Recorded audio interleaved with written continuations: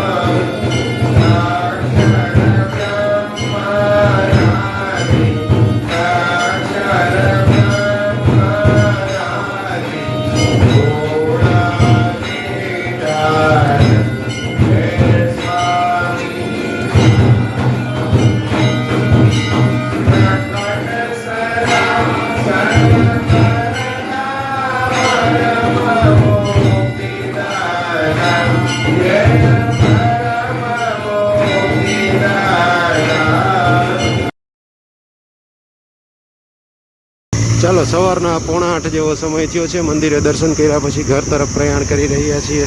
ચાલો સવારમાં બાળકો ઉઠી ગયા છે અને નાસ્તો કરવા માટે બેસી જાય છે. કાલથી તો સમર કેમ્પમાં જવાનું છે. હે તું જઈશ? વાહ, તો વહેલું ઉઠવું પડશે હો કાલથી. છોકરાઓને સ્કૂલ પૂરી થઈ જાય, વેકેશન પડે તોય ફરી પાછું સ્કૂલમાં જવાની મજા આવતી હોય. અત્યારે એવું થઈ ગયું છે. ગરમા ગરમ ભાખરી. ના ના, આ તો ગરમા ગરમ ભાખરી છે. આજે નાસ્તો કરવાની રોજ જ હોય આપણે તો, અને એમાં આનંદ આવે આપણને. બીજું બધું નાસ્તો કરવા હોય એના કરતાં. કેવું ગાંઠિયા? હા તો લઈ લેજો પછી. પહેલાં હાલો ને ચાલુ કરો. ભાખરી, ચટણી, ચા ને સાથે અથાણું. એ બાળકો, મોદીજી હમણાં કીધું 1 વર્ષ માટે સોના ચાંદી નહીં લેવાનું. બિચારા જ્વેલર્સવાળા શું કરશે? એમાં આપણું વિદેશી હુડિયામણ ખર્ચાઈ જાય ને એટલા માટે પેટ્રોલ ડીઝલનો બચાવ કરવાનો ને સોનું ચાંદી વરસ સુધી લેવાનું જ નહીં. એટલે હવે જાતા નહીં જ્વેલર્સ પાસે. નકર કેમ જઈને રોજ જાતા હોય. આ તો દોડવું હોય ને રોડ આવે એના જેવું થાય. ઓમે આપણે જ લેવું ન હોય. એમાં પાછા મોદીજી કહે એટલે તો પછી દુનિયાને દેશને સારું ને. હાલો માથાકૂટ ગઈ સોનું લેવાની. તો બિચારા જ્વેલર્સ વાળાને ઓલું થાય ને. એ તો ભાઈ ફરજિયાત લેવાવાળા હોય એ તો લે જ ને. આ તો અમુક ઇન્વેસ્ટમેન્ટ કરતા હોય ને એની વાતો હોય કે એ ન લે. ના રે ના, આપણે વાતું જ ખાલી કરવાની. આપણે ક્યાં લેવું હતું? એમ જ હોય ને. એ તો માર જેવા લોભિયાને હું હવા કરવા મળે ને કે ભાઈ ના, અમારે સોનું ચાંદી એટલે નથી લેતા. મોદીજી કીધું ને એટલે એનો આદેશનું પાલન કરીએ એટલે. ચાલો તો 1:30 વાગ્યાના સમયે ફરી પાછું બધાનું સ્વાગત છે. જમીને ફ્રી થઈ ગયા છીએ અને હવે અંદર બાળકો શું કરે છે એ જોઈએ. કાલે મનોરથમાં જમવા ગયા હતા ને, એમાં એક ગાજર ને કેરીની કટકી હતી ને, એ વૈષ્ણવોની એક પર્ટિક્યુલર સરસ મજાની વાનગી. ઘણી જગ્યાએ 1-2 જગ્યાએ મેં ખાધેલી. એનો અલગ જ ટેસ્ટ હોય, સરસ મજાનો. એ જોઈને પછી આજે ઘરે પણ એવી બનાવી, પણ તોય સાવ એવી તો ન રહે. શું ભાઈ, શું બોલે છે? रुको जरा सब्र करो. रुको जरा सब्र करो. क्यों रुके? क्यों सब्र करे? क्या करने वाला है तुम? कुछ नया करने वाला हो तो हमें दिखा दो. बात करने का. क्या बात करने का? खेलने का. रमने खेलने का बात करने का. कल तो तेरे को जाना है ना समर कैंप में. जाएगा समर कैंप में? क्या करेगा? ड्राइंग करेगा. क्या करेगा? ड्राइंग करेगा. और क्या करेगा? और बैट बॉल. बैट बॉल वहाँ पर नहीं लेके जाना. वो स्पोर्ट्स नहीं खेलना. क्या है? वो डांस कराएंगे तेरे को और ड्राइंग और वो सब करना, art and craft. Bat ball किसी को नहीं खेलना है वहाँ पर, बैट बॉल का सिस्टम ही नहीं है, वो ऑप्शन ही नहीं है। 2 एक्टिविटी करनी है जो भी पसंद आए। एक तेरे लिए डांस है और दूसरा है क्या? डायनासोर के भी। क्या बोल रहा है? डायनासोर गुल्फी। यहाँ गुल्फी थोड़ी होती है, या गुल्फी नहीं, डायनासोर गुल्फी માં દોરીશ છે તું દોરીશ, ઓકે હા હા દોરજે તમ તાર ડાયનાસોર ગુલ્ફી બનાવજે. ત્યાં હશે મેડમ કે ટીચર જે હોય ને એ તને કહે તમને બધાને કે તમે આ બનાવો તો એ બનાવવાનું.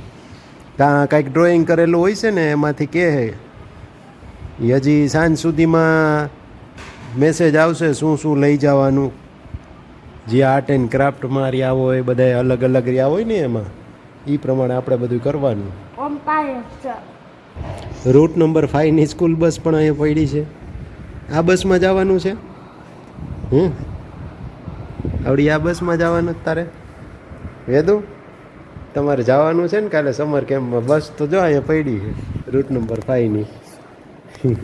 રૂટ નંબર 5 એટલે 5 નંબરના રૂટની બસ છે, સ્કૂલની બસ જ છે આ. એટલે 5 શિવ નંબરના પાસે રૂટની પર અલગ અલગ રૂટ હોય ને, રૂટ એટલે રસ્તો. તારી કેમ સ્કૂલે જવા માટે ગમે એ ક્યાં નંબરની જે નંબરની બસ જાસ એ ને એ જ રસ્તેથી જાય, પછી બીજા નંબરની બસ હોય એ આ રસ્તે ન હાલે, સમજી? અલગ અલગ રસ્તેથી હાલતી હોય ને એમ અલગ અલગ એના રૂટ દીધા હોય નંબર ને એ પ્રમાણે.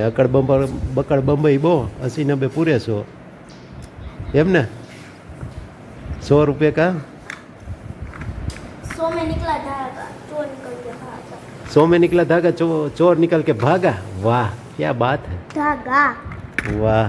धागा। तुम्हारी राइम्स तो अच्छी है, मुझे तो पता ही नहीं था कि 100 में निकला धागा ऐसा आता है लास्ट में. वाह वाह. એક જણો હાઈલો જતો હતો ને તો રસ્તામાં એક વાંદરું એને મળી ગયું, તો લઈને એને એમ થયું કે લાવો પોલીસ સ્ટેશને લઈ જાવ. તો લઈને ગયો પોલીસ સ્ટેશને, તો પોલીસ સ્ટેશને જઈને પોલીસને કીધું કે આ વાંદરાને લઈને હું અહીંયા આવ્યો છું. તો પોલીસ કહેલા અહીંયા હું લઈ આવ્યો કે જાને જુનાગઢ સક્કરબાગમાં ઝૂમાં લઈ જા કે. એટલે ઓલો ઉપાડીને ત્યાં લઈ ગયો. તો હવે બીજો દી થયો ને તો આ પોલીસવાળા ભાઈ એ એક જગ્યાએ થિયેટરમાં મૂવી જોવા માટે જતો હતો, ત્યાં ભાઈ મળી ગયો ને ભેગું ઓલું વાંદરું. એટલે ઓલા પોલીસવાળા ભાઈએ સહજતાથી એને પૂછ્યું કે લા મેં તો કીધું હતું કાલે જુનાગઢ સક્કરબાગમાં જાય છે, તું વાંદરાને હજી લઈને ફરસ? તો કે શું કરવું કે કાલે હું જુનાગઢ સક્કરબાગમાં વાંદરાને લઈ ગયો ને બહુ મજા આવી, બહુ ખુશ થયો બધાય જનાવર જોઈને. તો આજ મેં કીધું લાવો ને એને પિક્ચર જોવા લઈ જાઉં છીએ, એટલે અહીંયા લઈને આવ્યો છું.